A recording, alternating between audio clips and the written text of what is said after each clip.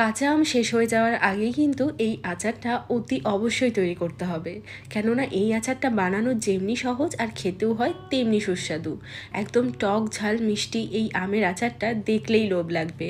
আর বানানো কিন্তু ভীষণই সহজ, যারা কোনো দিন আমের আচার তৈরিও করনি তারাও কিন্তু ইজিলি এই আচারটা তৈরি করতে পারবে, যেটা দেখার সাথে সাথেই খেতে ইচ্ছে করবে।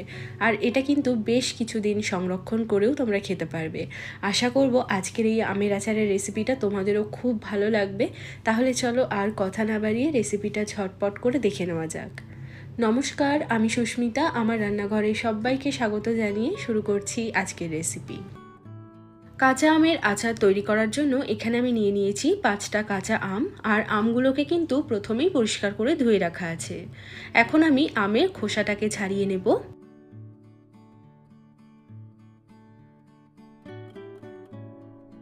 সমস্ত আমের খোসা ছাড়ানোর পর এখন আমের এই যে বোটার দিকের অংশটা এইটাকে কেটে নিচ্ছি। এবার আমগুলোকে আমি কেটে নেব।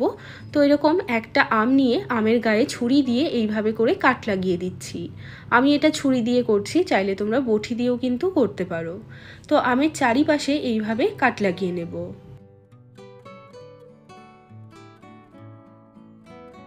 এবার আমটাকে এইভাবে কুচি কুচি করে কেটে নিচ্ছি।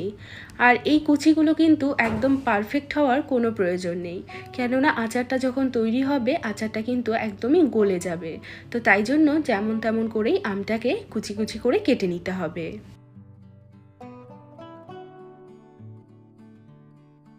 তো এখানে আমার সমস্ত আম কিন্তু একদম কুচি কুচি করে কাটা হয়ে গেছে। তো এখানে আমি সমস্ত আমই কিন্তু এরকম কুচি করে কেটে নিয়েছি। এবার এর মধ্যে আমি অ্যাড করব চিনি। এখানে আমি 1 কাপ পরিমাণে চিনি দিয়ে দিচ্ছি।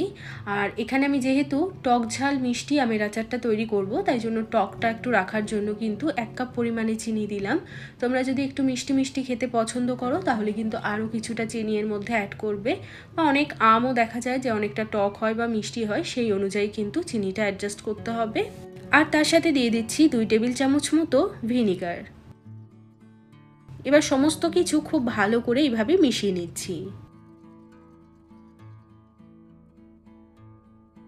চিনিটাকে আমের সাথে ভালোভাবে মিশিয়ে নেওয়ার পর এখন ঢাকনা লাগিয়ে দিয়ে এটাকে মোটামুটি 1 ঘন্টার জন্য ছেড়ে দেব। এদিকে আমি একটা মশলা বানিয়ে নেব, যাতে করে আমের আচারটা খেতে আরও বেশি সুস্বাদু হয়। তো এখানে যেমন আমি নিয়েছি 2টো শুকনো লঙ্কা, আর 1 টেবিল চামচ মতো নিয়েছি 5 ফোড়ন। দিয়ে দেব হাফ চা চামচ পরিমাণে গোটা জিরে, আর দিয়ে দিচ্ছি হাফ চা চামচ পরিমাণে গোটা ধনে। এখন এই সমস্ত মশলাগুলোকে 2-4 মিনিটের জন্য ভালো করে নেড়ে চেড়ে ভেজে নেব। তবে খেয়াল রাখতে হবে মশলাগুলো যেন অতিরিক্ত পুড়ে না যায়। তো এখানে দেখো 2-4 মিনিট সময় নিয়ে মশলাগুলোকে ভালো করে ভেজে নিয়েছি। এখানে মশলাটা ভাজা হয়ে গেছে। আমি মশলাটাকে একটা বাটিতে তুলে রাখছি। এটা একটু ঠান্ডা হলে তারপরে মিক্সিতে ঘুরিয়ে নেব। এদিকে আমটা 1 ঘন্টার জন্য রেস্ট হয়ে গেছে। আর দেখো চিনিটা সম্পূর্ণ গলে গেছে এবং আমগুলোও কিন্তু অনেকটা নরম হয়ে গেছে। এখন আমি এই আমটা দিয়ে দেব কড়াইতে। সম্পূর্ণ চিনি জল সমেত এই আমটা দিয়ে দিলাম কড়াইতে। এখন গ্যাসের ফ্লেমটা একটু লোতে রেখে এটাকে ঢাকনা লাগিয়ে দেব যতক্ষণ না পর্যন্ত আমটা ভালোভাবে সেদ্ধ হচ্ছে। মোটামুটি 10-15 মিনিট পর আমি ঢাকনাটা সরিয়ে নিচ্ছি। তো দেখো আমটা কিন্তু অনেকটা সেদ্ধ হয়ে গেছে। এখন এর মধ্যে কিছু মশলা অ্যাড করব, যেমন দিয়ে দিচ্ছি স্বাদ মতো নুন, তবে নুনের পরিমাণটা কিন্তু খুব কমই দিতে হবে।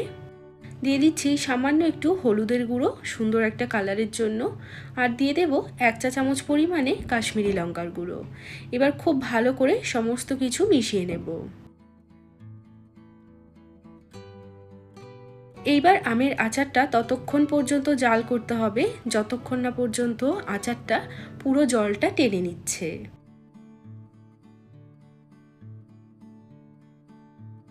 তো দেখো আরও 15-20 মিনিট মতো সময় নিয়ে আমটাকে কিন্তু এইভাবে নেড়ে ছেড়েই আমি জাল করেছি।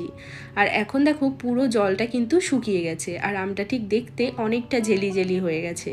এই পর্যায়ে আমাদের মশলাটা অ্যাড করতে হবে, যে মশলাটাকে আমি গুঁড়ো করে নিয়েছি। তবে এই সম্পূর্ণ মশলাটা দেব না, এখান থেকে 1 চামচ মতো মশলা দিয়ে দিচ্ছি, আর বাকি মশলাটা অন্য কোনো রান্নাতে ব্যবহার করব।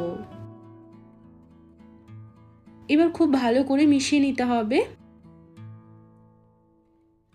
মশলাটাকে আমের আচারের সাথে ভালো করে মিশিয়ে নিয়েই কিন্তু গ্যাসটাকে অফ করে দেব। তো এখানে আমাদের আমের আচার একদম তৈরি। আর আমের আচারটা দেখতে দেখো কতটা লোভনীয় হয়েছে। এটা দেখতেও যতটা সুন্দর, খেতেও কিন্তু ভীষণই সুন্দর। একদম টক ঝাল মিষ্টির একদম পারফেক্ট একটা কম্বিনেশন। তো অবশ্যই তোমরাও বাড়িতে এই পদ্ধতিতে একবার আমের আচার তৈরি করে দেখো। আমি কথা দিচ্ছি এর স্বাদ একদম মুখে লেগে থাকবে। আর যখনই বানাবে একটু বেশি পরিমাণেই কিন্তু বানাতে হবে, কেননা এই আচারটা খুব তাড়াতাড়ি শেষ হয়ে যায়।